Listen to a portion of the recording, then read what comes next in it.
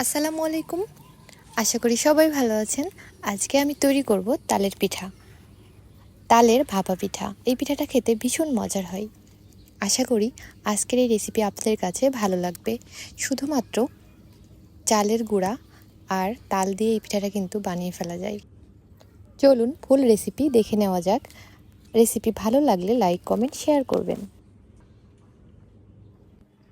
প্রথমেই যা যা লাগবে নিয়ে নিয়েছি তাল, চালের গুঁড়া, নারকেল, তেল আর চিনি।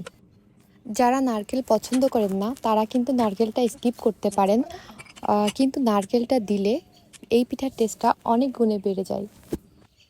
দিয়ে দিয়েছি তাল আর তার মধ্যে দিয়ে দিয়েছি চিনি। আমি 1 কাপ পরিমাণ তাল নিয়েছি আর 1 কাপ পরিমাণ চিনি নিয়েছি আর দিয়ে দিয়েছি সামান্য পরিমাণ লবণ। এখন আমি তালের সাথে চিনিটা খুব ভালোভাবে মিশিয়ে নিচ্ছি। যতক্ষণ পর্যন্ত চিনিটা না গলবে ততক্ষণ কিন্তু ভালোভাবে নেড়ে মিশিয়ে নিতে হবে। এখন আমি এখানে দিয়ে দিয়েছি 4 টেবিল চামচ পরিমাণ তেল। আবারও আমি একটা হ্যান্ড হুইক্সের সাহায্যে খুব ভালোভাবে মিশিয়ে নিচ্ছি। আমি এখানে 2 টেবিল চামচ পরিমাণ পানি নিয়েছি, আপনারা চাইলে দুধ দিতে পারেন। এখন খুব ভালোভাবে মিশিয়ে নিতে হবে। এখন আমি দিয়ে দিচ্ছি চালের গুঁড়া। যেহেতু আমি এখানে 1 কাপ তাল নিয়েছি তার জন্য আমি 2 কাপ পরিমাণ চালের গুঁড়া নিচ্ছি। এখানে আমি 1 কাপ পরিমাণ তালের রস নিয়েছি আর 2 কাপ পরিমাণ চালের গুঁড়া আর 1 কাপ পরিমাণ চিনি নিয়েছি। পরিমাপটা ঠিক রাখলে আপনাদের পিঠাও কিন্তু একদম পারফেক্ট হবে। আমি কিন্তু প্রথমে 1 কাপ চালের গুঁড়া নিয়েছিলাম, এখন আরেক কাপ নিয়ে নিচ্ছি, কারণ একবারে আমি দিইনি। 1 কাপ মেশানোর পরে আরেক কাপ দিতে হবে। আর এখানে আমি 1 চা চামচ পরিমাণ বেকিং পাউডার দিয়েছি। এখন আমি 1/3 কাপ পরিমাণ ফ্রেশ কোরানো নারকেল নিয়েছি। চেষ্টা করবেন ফ্রেশ নারকেলটাই কুড়িয়ে নেওয়ার জন্য, তাহলে পিঠার ফ্লেভারটা অনেক ভালো আসবে।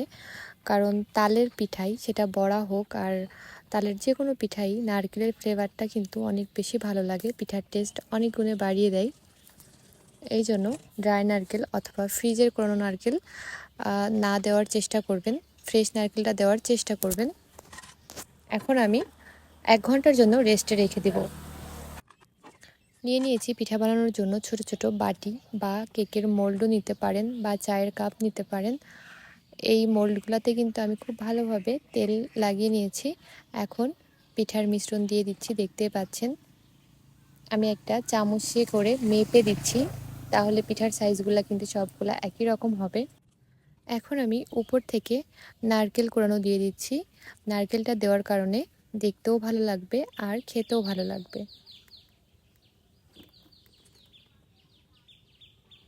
দেখতেই পাচ্ছেন একইভাবে কিন্তু আমি সবগুলো পিঠার উপরেই নারকেল দিয়ে নিয়েছি আর দিয়ে দিয়েছি একটা করে কিশমিশ। কিশমিশটা দিলে দেখতে অনেক ভালো লাগবে, আপনারা চাইলে নাও দিতে পারেন।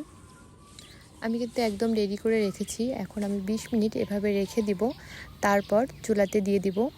দেখতে পাচ্ছেন একটা প্যান নিয়েছি আর এখানে আমি 1.5 কাপ পরিমাণ পানি দিয়েছি আর 2টা টিস্যু পেপার দিয়েছি, তার মধ্যে একটা স্ট্যান্ড দিয়েছি আর তার মধ্যে কিন্তু আমি পিঠার প্লেটটা বসিয়ে দিয়েছি। এখানে আমার 1 থেকে 4টা পিঠা হয়েছে। এখন ঢাকা দিয়ে রেখে দিব। এই পিঠাটা হতে 20 থেকে 25 মিনিটের মতো সময় লাগবে। হয়ে গেছে, চুলার আঁচটা কিন্তু একদম লোতে রাখতে হবে। পিঠাগুলো হয়েছে কিনা আমি একটু চেক করে নিব। আমরা যেভাবে কেক চেক করে নিই একটা কাঠি দিয়ে, সেভাবেই কিন্তু চেক করে নিয়েছি, একদম পারফেক্ট হয়ে গেছে। এখন আমি উঠিয়ে নিচ্ছি। পিঠাগুলো অনেক গরম ছিল। একইভাবে আমি সবগুলা পিঠা কিন্তু ভাপ দিয়ে নিয়েছি, দেখতেই পাচ্ছেন। এখন আমি মোল্ড আউট করছি। খুবই সুন্দর হয়েছে, একদম পারফেক্ট হয়েছে। আপনারা কিন্তু দেখেই বুঝতে পারছেন পিঠাটা কতটা পারফেক্ট হয়েছে। একটু ছুরি দিয়ে কিন্তু উঠিয়ে নিলেই কিন্তু উঠে যাচ্ছে। আর ঠান্ডা হলে কিন্তু এই পিঠাগুলো একদম এমনিতে উঠে যাবে, তখন আর ছুরি লাগবে না। আমি গরম অবস্থায় মোল্ড আউট করে আপনাদেরকে দেখিয়ে দিয়েছি।